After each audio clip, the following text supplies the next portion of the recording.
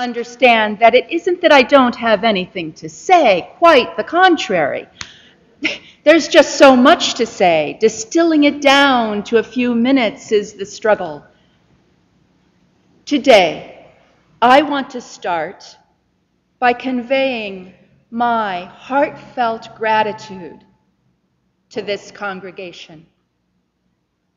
Those visionaries of the past and those who carry on the vision now and into the future. It is because of you that we have the program that we have today.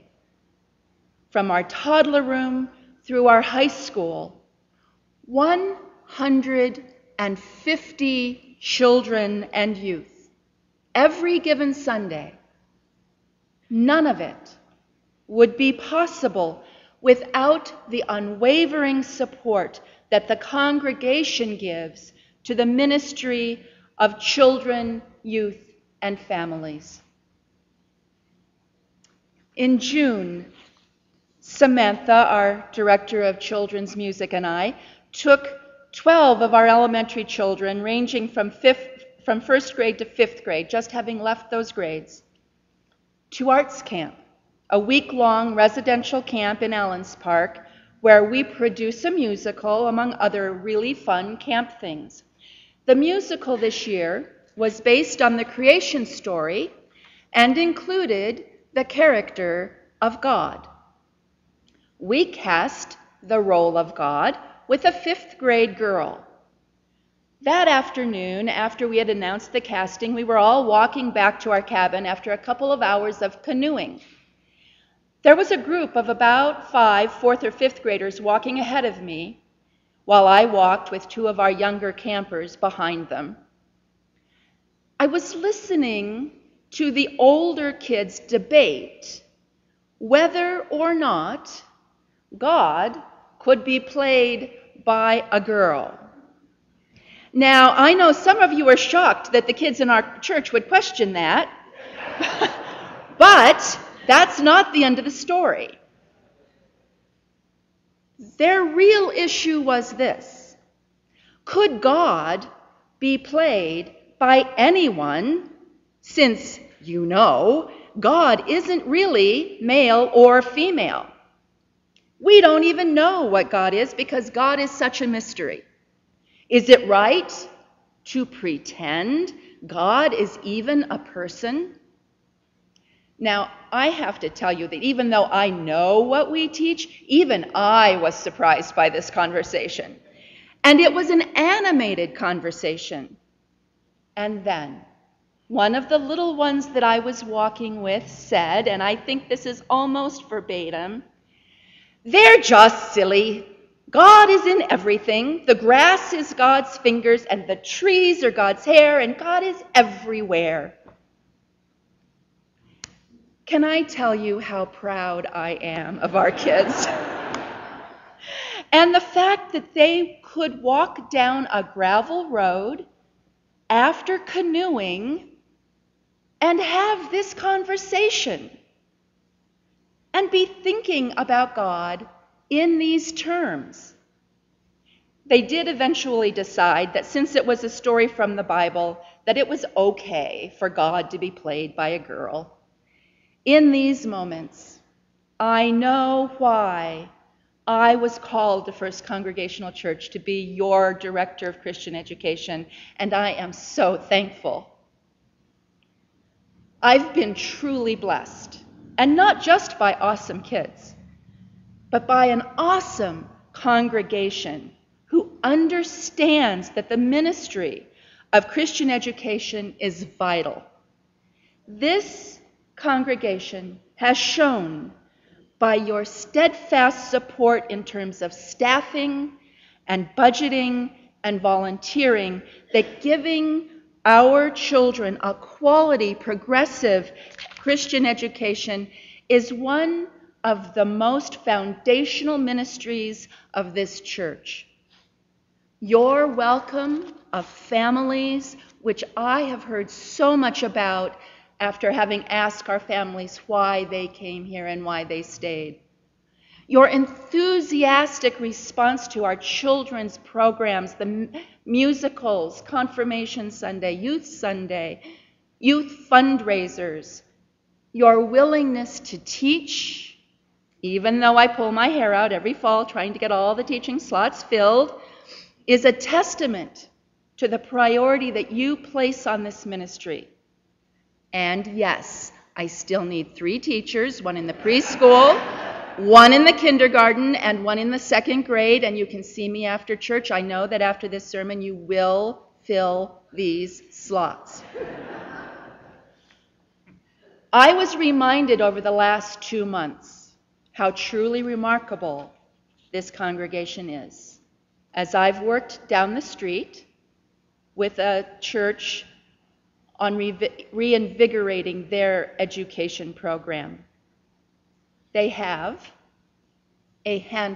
one handful of preschoolers and an occasional middle school youth. That is all. Think about that for a moment.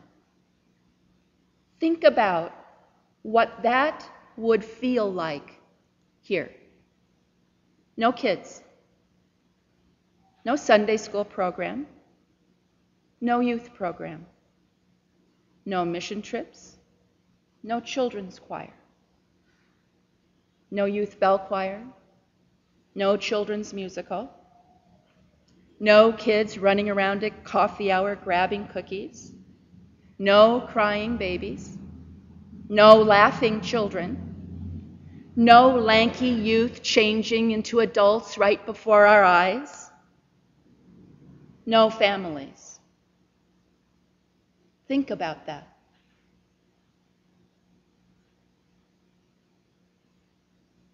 I was asked to preach at that church last week, to excite and inspire them as they try to embark upon a journey to bring back a strong education program to their church.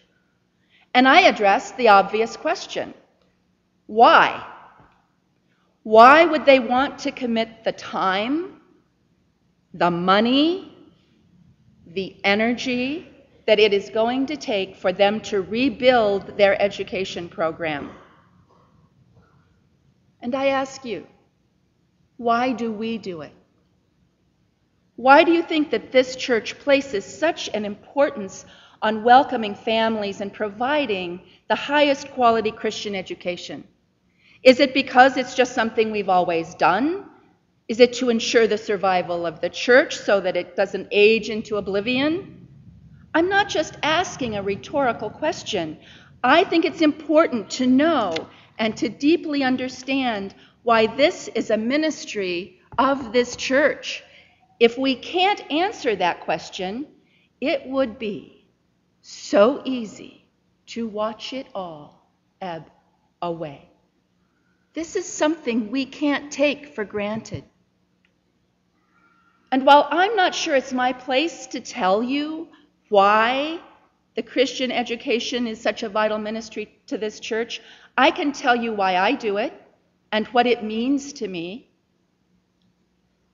At First Congregational, I'm passionate about giving children an opportunity to explore their faith and experience both their Christian roots and how they compare to other faith traditions.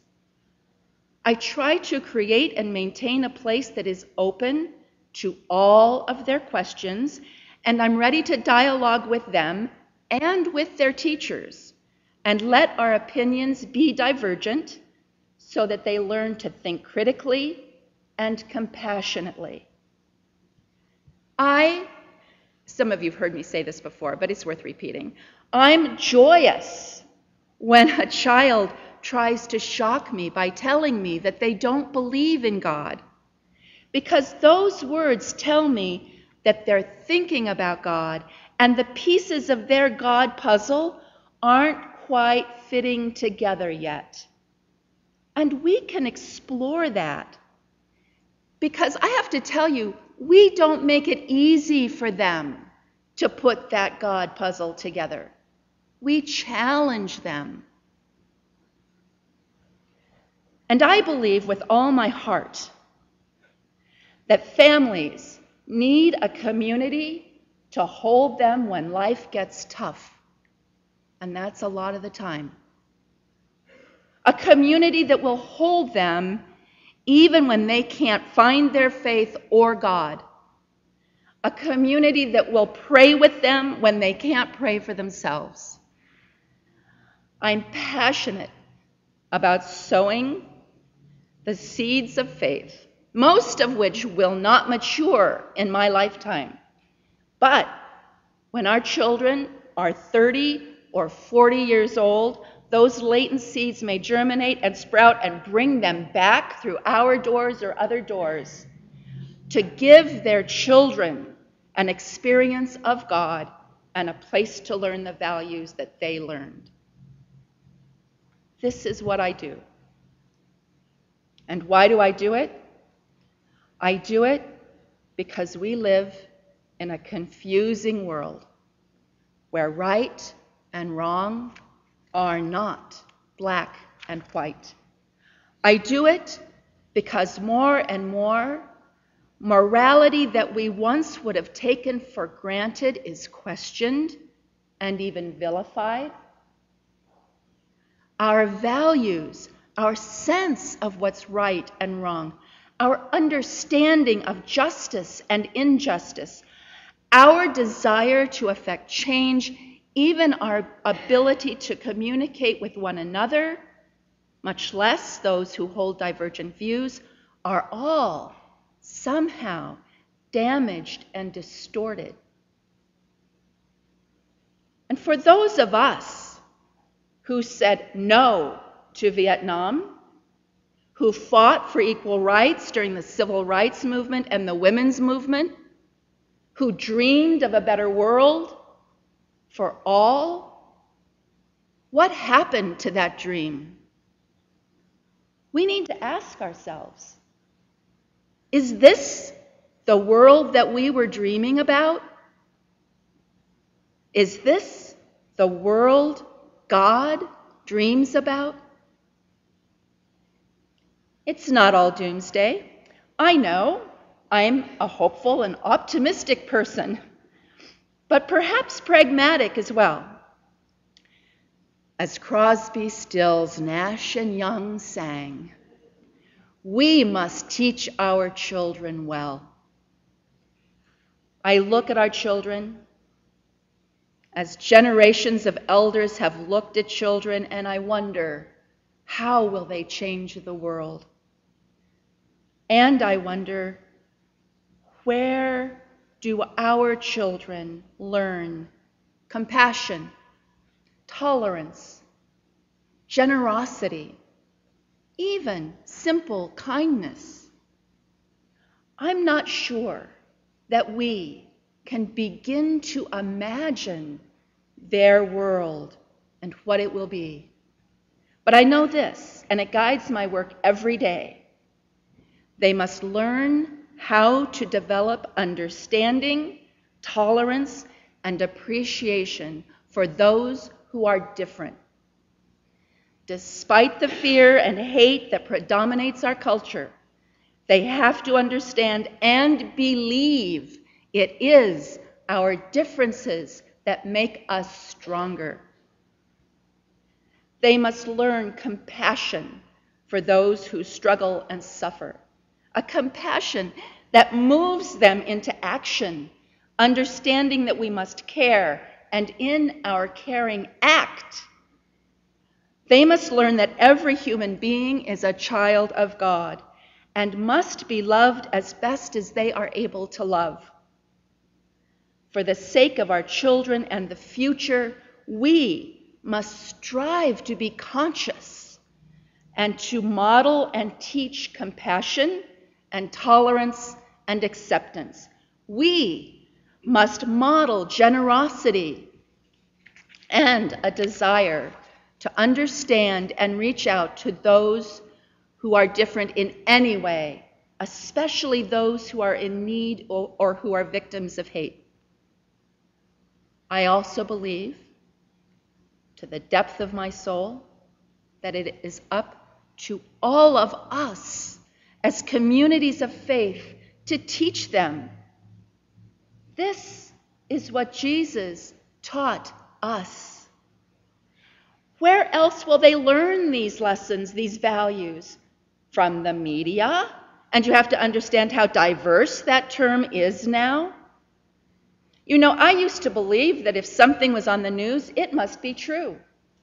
I really thought there was a standard that said they couldn't lie or distort the truth. So much for that.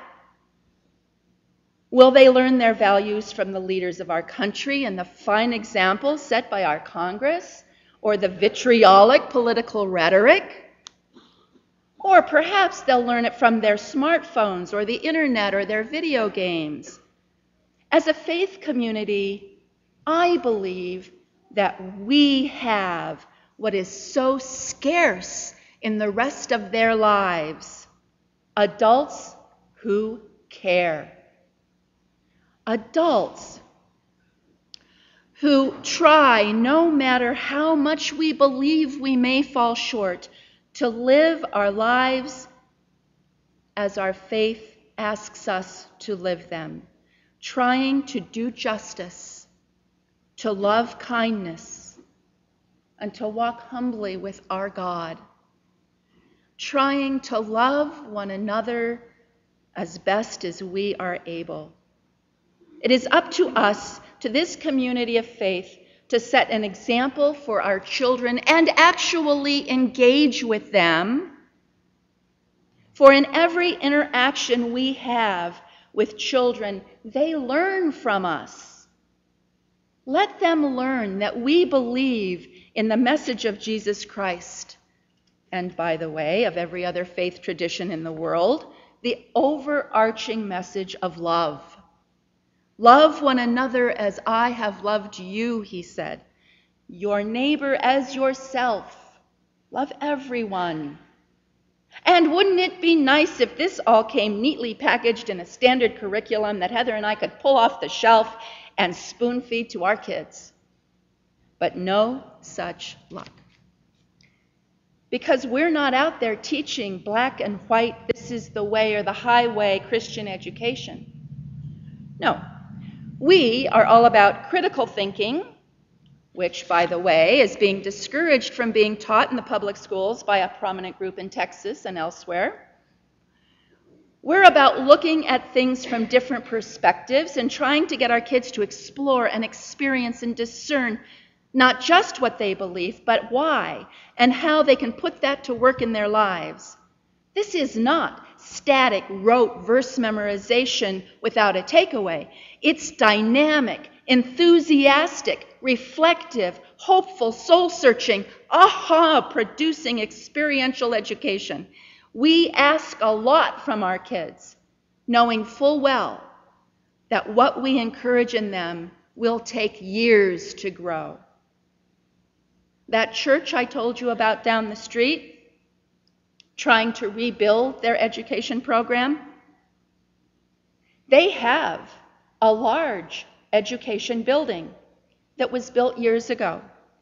It is now fully rented out to an outside group, and they can't use it to rebuild their program. The church relies on that money to stay afloat. Now, it's hard to imagine that that could happen here, isn't it?